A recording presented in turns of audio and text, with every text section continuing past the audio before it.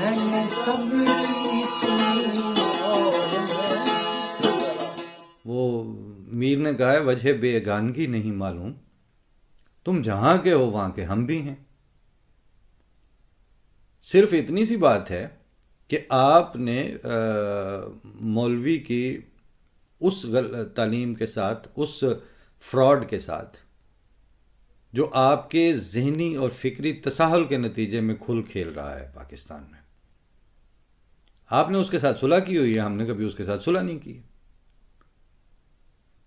अगर अकायद की तफसीलात और ये जी तो चाहता है कि किसी दिन कोई मिले तो बैठ के बंदा बात करे कि आओ यार गल तो करिए, की खत्म नबूवत लाई फिर दो, दसो,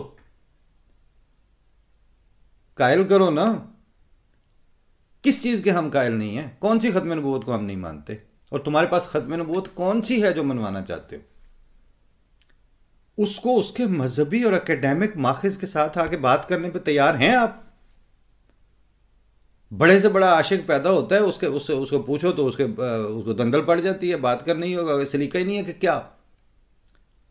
कुरान शरीफ की इस आयत से बढ़कर कौन सी खत्म नबूवत आप इंट्रोड्यूस करवाना चाह रहे हैं इस 15वीं सदी में, कि मा काना मुहम्मदुन अबा अहदिम मिर रिजालिकुम वलाकिन रसूलुल्लाह व खातमुन नबिय्यीन। ये बुनियाद है खत्म नबूवत की, तो इस पे बात करें ना फिर किसी वक्त। अब फौरी तौर पर इन्होंने दूसरा जो कालम भेजा था कि बरादरम सबूख सैयद को जवाब। एक साहब ने जिनका नाम है अंसारुल हक, सहाफ़ी और कालम निगार, मैं उनकी शख्सियत पे तबसरा नहीं करता क्योंकि वो इनकी लाइनें जब आगे आप सुनेंगे तो उसी से आपको पता चल जाएगा कि बरादरम सबूख सैयद का कालम आलमी मजलिस तहफ़्फ़ुज़ ख़त्म नबूवत, शेज़ान की बोतल, फ्रांस का बाइकाट और सिराजुल हक की ट्वीट पढ़कर मुझे वो लतीफ़ा याद आ गया जब एक आदमी ने हल चलाते हुए किसान से कहा कि हल सीधा नहीं चल रहा, लाइनें सीधी नहीं बन रही। उस पर हल चलाने वाले किसान ने जवाब दिया, बहरहाल अब ये वाकई क्या मैं इसको कोट करूँ, यानी वो गंदा सा उस पर इल्ज़ाम कि तुम्हारी बहन तुम राशियों से भाग गई थी। अब बरादरम सबूख सैयद का मज़कूरा कालम उस किसान के ला यानी और गैर मुतल्लक जवाब की एडवांस और मॉडर्न शक्ल है। दर हकीकत तो ये साहब जो गुफ्तगू की इब्तदा करना चाह रहे हैं, ये उसकी मॉडर्न नहीं, उस जाहिल आदमी के बदतमीज़ जवाब की और मुब्तज़िल जुगतबाजी की मज़ीद घटिया शक्ल है। सबूख सैयद मेरा बहुत बेतकल्लुफ़ दोस्त है, ठीक है।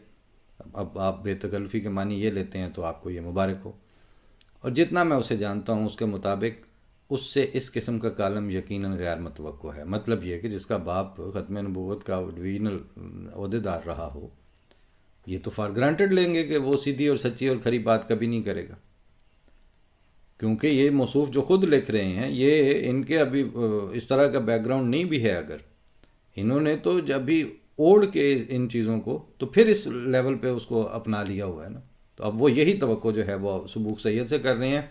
उसकी बदकिस्मती यानी सबूख सैयद की बदकिस्मती ये है कि वो वाकई पढ़ लिख गया है। आगे के कहते हैं कि लेकिन इसकी बहुत लिहाज खोरी और पुरमुरव्वत तबीयत है का मालिक है। गोया लिहाजदारी और मुरव्वत, ये दो चीज़ें उसका नुक्स हैं सबूख सैयद का। इसलिए वो आशिक रसूल के उस पाया एतबार से साकित हो गया आपकी नज़र में जिसको आप इश्क रसूल समझते हैं। बात आगे करने से पहले मैं एक अर्ज़ कर दूं कि लिहाज खोरी और मुरव्वत का लेवल क्या है कि हज़रत अबू बकर सिद्दीक़ राह चलते गुजर रहे हैं और किसी के गले में कोई कपड़ा डाल के खड़ा हुआ है कि तू पैसे देने ने तो दो। उन्होंने कहा कि मैं जाऊंगा अपने घर, वापस तो दूंगा। कहते तो कोई ज़मानत दो। तो वो हज़रत अबू बकर सिद्दीक़ रज़ियल्लाहु अन्हु को गुजरते हुए देख कहते हैं ये मेरी ज़मानत देते हैं। उन्होंने कहा हाँ जी आप देते हैं इसकी ज़मानत। सुन तो उन्होंने भी लिया था, तमाशा भी देख रहे थे। कहते हैं हाँ मैं देता हूँ। उन्होंने उसको छोड़ दिया। वो रईस थे बहरहाल मक्के के। जब वो चला गया तो उसे कहते हैं कि आप उनसे कहते हैं हज़रत अबू बकर सिद्दीक़ से कि आपको पता है ये कौन है, कहाँ से? कहते नहीं मुझे तो नहीं पता। कहते हैं आपने फिर उसकी ज़मानत क्यों दे दी? कहते यार उसने इतने मान से और इतने वसूख से मेरी तरफ कह दिया था, मैं उसको कैसे इनकार करता? तो ये लिहाजदारी जिसका आप सबूक सैयद को ताना दे रहे हैं ना, ये आज़ सल्लल्लाहु अलैहि वसल्लम के अव्वलीन और बिला दलील मानने वाले जो थे, जिन्होंने कोई इस्तफसार और पूछा नहीं था कि दलाइल क्या हैं आपके दावे के, ये उनकी तबीयत का खासा है। और जिसको नसीब हो जाए उसे शुक्र करना चाहिए। आप जैसे लोगों की तानों की परवाह नहीं करनी चाहिए।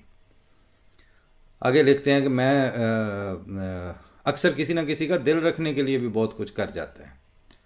मतलब इशारा रूए सुखन उनका ये है कि ये शायद कुछ अहमदियों का दिल रखने के लिए किया हो। मैं सबूक सैयद के इस कालम से हरगिज़ इत्तफाक नहीं करता, मत कीजिए। और उससे अपनी बेतकल्फ़ी का फ़ायदा उठाते हुए उससे इस कालम में उसकी बाज़ चीज़ों की तस्हीह करना ज़रूरी समझता हूँ।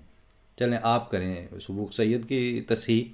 सबसे पहले तो मैं इसकी तस्हीह कर दूँ कि मजलिस तहफ़्फ़ुज़ ख़त्म नबूवत की गर्ज़ व गायद अक़ीदा ख़त्म नबूवत के तहफ़्फ़ुज़ है, ये आप झूठ बोल रहे हैं। 53 में उन्होंने, जजों ने पूरी तहकीकाती अदालत के अंदर ये कहा था कि ख़त्म नबूवत को एक हरबे के तौर पर आप लेते हैं, और जो मुतालबात की लिस्ट थी वो सारी की सारी सियासी थी, तहरीक मजहबी थी। आज भी आप वो लिस्ट पढ़ के देख लें, उन्होंने उसमें गिनवाया कि कादियानियों को कलीदी असामियों से अलग किया जाए, सर ज़फ़रुल्लाह ख़ान से वजारत ख़ारजा का कलमदान वापस लिया जाए, फ़लाँ को ये किया जाए, फ़लाँ को इनको किसी मज़ीद स्टेट और रियासत का ओहदा देने से बैन किया जाए। ये सारे के सारे सोशियो पॉलिटिकल मुतालबे थे जो आप एक सियासी तहरीक, अपना मजहबी तहरीक के प्लेटफार्म से कर रहे थे। आपका तो कोई कभी मजहबी मुतालबा रहा ही नहीं है।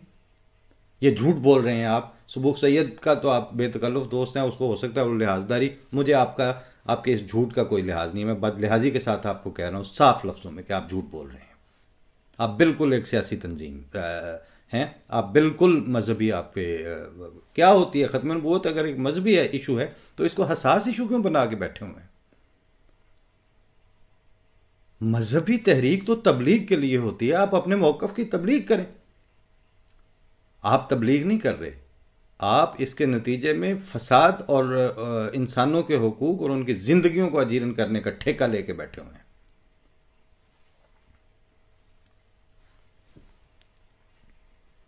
गर्ज़ो गायद तो आपकी ये है।